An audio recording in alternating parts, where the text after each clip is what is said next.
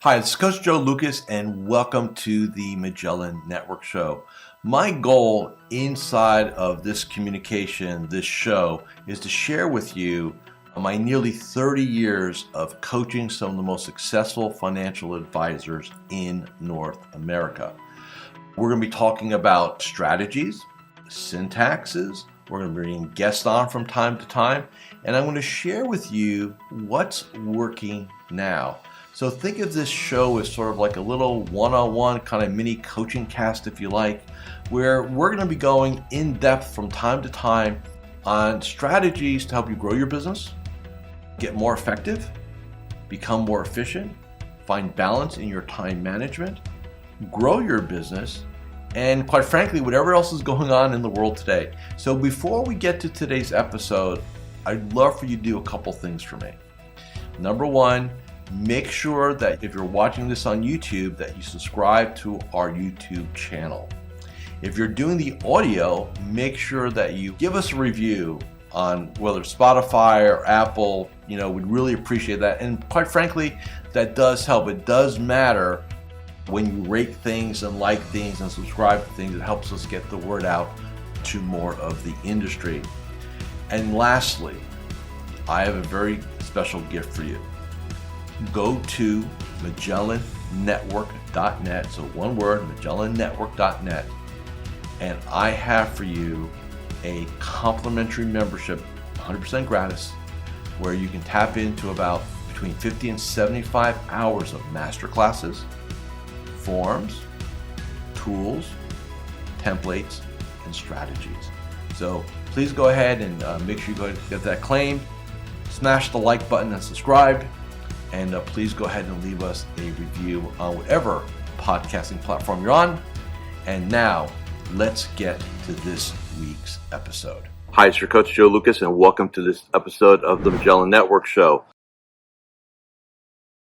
I'm traveling this week. I'm actually in Hoboken, New Jersey, some of my old stomping grounds from the late 80s, early 90s. I'm here hosting a couple of private little strategic coaching days for clients and for members of my Magellan Network. So what I want to guys talk to you about today is something I've never really spoken about. Yes, I know it's hard to believe after 29 years, there's actually something that Joe has not really brought to bear here.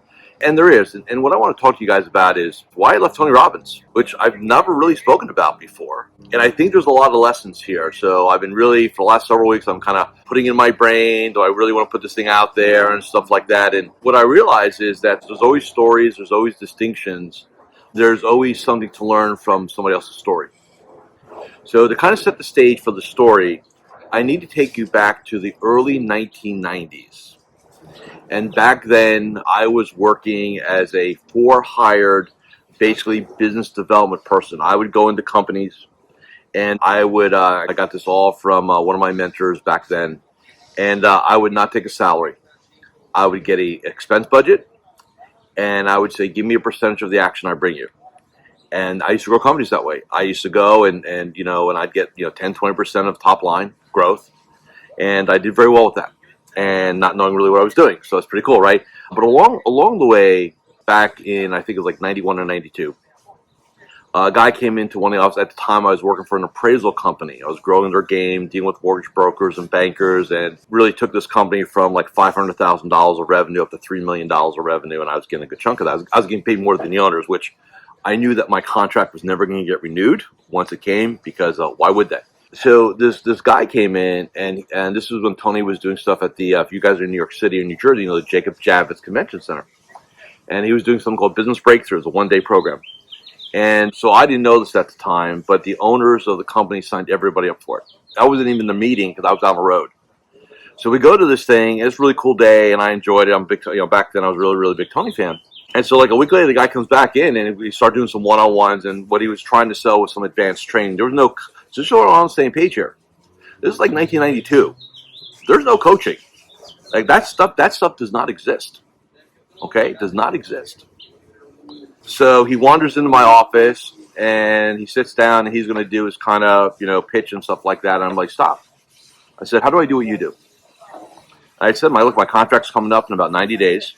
They're not going to renew it. I can go do this. So what do I got to do? And so I'll make a long story short because I don't want to make this multiple episodes here. Lo and behold, I get hired. I'm so excited, man. I get hired. I didn't ask how much money I have. I didn't ask about the comp plan. I didn't care. I just want to go do this today. I want to go work for Tony, right? And so, after you get all after they get you in state and they get you all excited and congruent and, you're really, really ready to go, then they say to you, oh, here's the comp plan. And basically the comp plan was whatever you sold, you got 20% of. And that was it. They didn't cover expenses. It was a 1099 gig. Like, that was it, man. You had to go do your thing. And we primarily, and I worked for one of his sub companies. It was called Anthony Robbins and Associates, which at the time was like, I think it was like 10 or 12 it was a franchise, master franchise. And I worked for one of the franchise guys through there. And so we were located in New Jersey. And so we thought it was a good idea. Hey, stockbrokers. That's what you all were called back then. Stockbrokers. Stockbrokers are great. So I said, yeah, I'll do it. So I literally would haul my ass on the train from Somerville, New Jersey, into Newark, New Jersey. And from there, I would transfer to the PATH train, and I would go to the bottom of the World Trade Center. That was my route. And I did that several times a week. And this is before 9/11, so there was not a lot of security. So you could literally cold walk any brokerage you wanted to. No security. And that's what we did. And what happened was that, and I'm looking into what the pitch was and the framing and stuff like that, but let's just say we had a very good process to get meetings with sales managers and branch managers. And at the time, what I sold primarily was a program called, and some of you may remember this program, it was called Power to Influence, or PTI, not the ESPN show, but Power to Influence. And the way it worked was that I would pitch it and get guys signed up, branch managers would sign up people, and I'll give you my training, right? So Monday through Friday, I was doing my branch visits in Lower Manhattan. Friday at 5 o'clock. Market closes at 4. 5 o'clock, we are now going to do a 3-day training. And back then, the way the training was done was we had these videotapes of Tony, like VCR tapes, like here, put them in the machine, right? We had VCR tapes of Tony teaching the program, and we would have a lead facilitator, and I would be the or junior facilitator, okay? So I want you to get the picture here. Monday through Friday, and think about this, I'm doing all my work prior to the market and after the market. So like during the day, man, I've got a calling card. Think about this. I got a calling card, a beeper. I'm on my calling card at payphones, cold calling people for appointments in Lower Manhattan. I want you to think about that. This is when cell phones were like $10,000 and they weighed 10 pounds. And it was like $5 a minute, right? So we weren't doing that. But I would do this. And then Friday, 5 o'clock, we'd have maybe anywhere from 12 to 20 guys. First session, Friday, 5 p.m. It ended 2 a.m. Saturday morning. Next day, we started at 7:30. We went to 8 p.m. Sunday, we started at 8 a.m. We were giving them a break. We got done at 5 because they had to go back in and do their thing on Monday morning, right? They were exhausted but excited at the same time. So I'd get home, and we would do these either in Jersey City or in Manhattan. We tend to do them in Jersey City. It was cheaper. So we had guys come out for the weekend. On Monday morning, I'd get back on the train to do my follow-ups. That's what I would do. And I did that for nearly 2 years. 20% commission. Oh, yeah, I didn't get paid to staff the thing, by the way. Some of you are asking, well, Joe, what'd you get for facilitate? Hi, Coach Joe Lucas here, and I'm just breaking here for a moment just to do a couple quick reminders. Number one, make sure you subscribe to our YouTube channel or our podcast. In addition, please leave a comment or a review. Those things really, really matter. And share this episode with 3 of your colleagues inside the financial services space. And lastly, make sure that you go ahead and claim your free membership inside of Magellan Network. Now back to this week's episode. That was part of my 20%. Now, I'd gotten married. Marissa, my wife, some of you know her. We were pregnant with our first son, Joseph. And after I sold you, like, what I could sell you.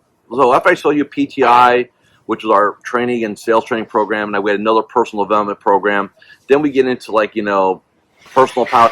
And I make 20%. So personal power, right? I want to make $30 on that, $20. Like, that wasn't covering the path train sometimes.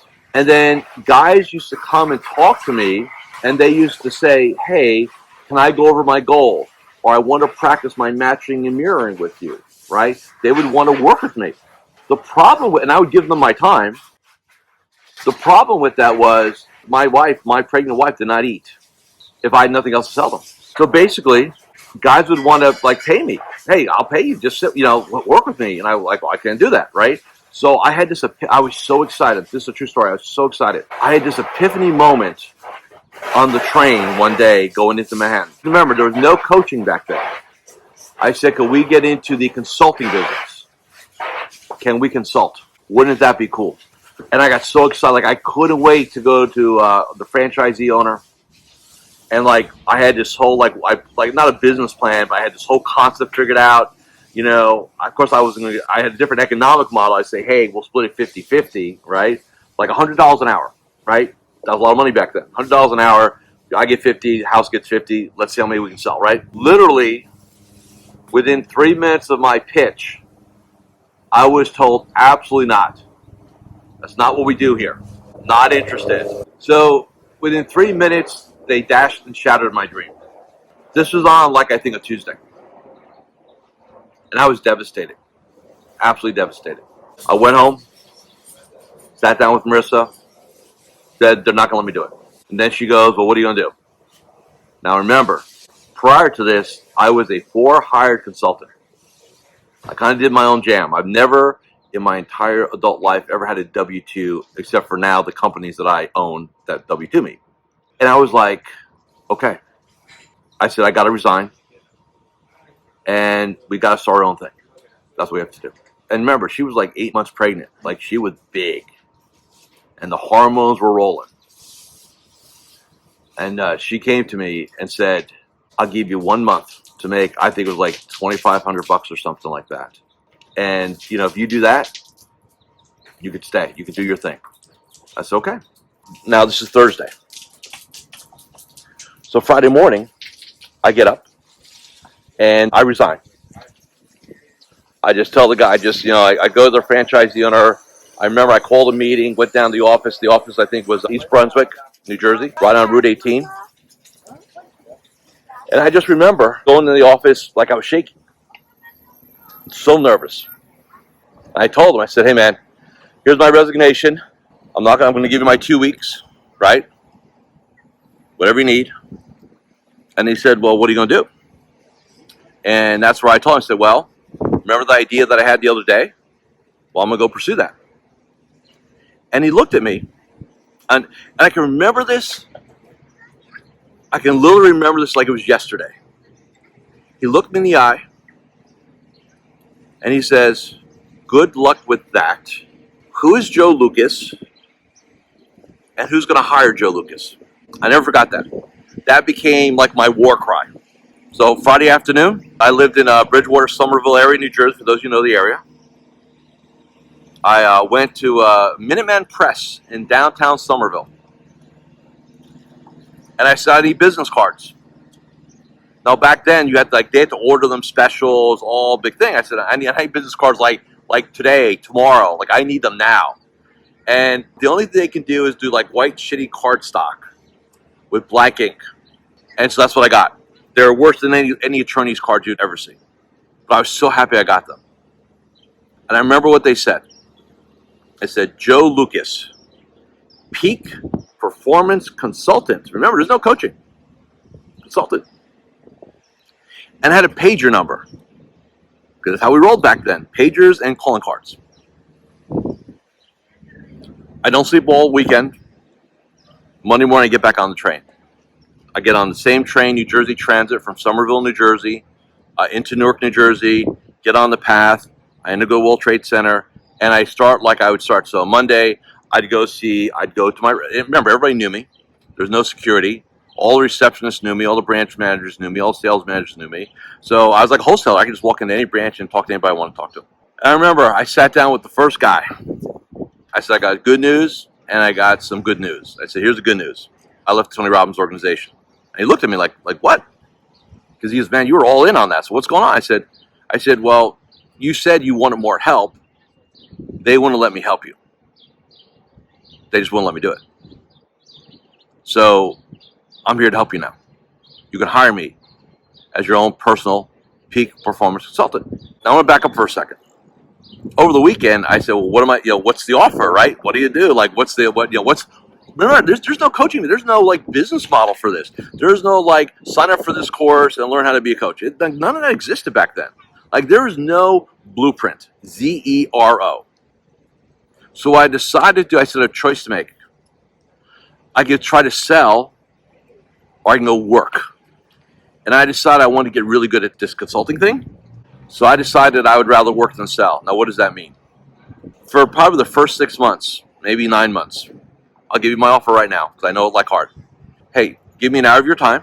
Give me your 3 biggest challenges, what's holding your success back. You and I will spend an hour together strategizing on those 3 things. And at the end of that hour, I'm going to hand you a blank invoice. It's got nothing in it. You're going to put the number that you think this hour is worth to you. Cash or check. No credit cards back then. And that's literally how I started my business. 1993, 1994. That's how I started my business. I needed to work. I needed to do the work. I needed to master the craft. And I didn't want to spend all day trying to sell and pitch. I wanted to work. I wanted to add value. And that's how I started my business.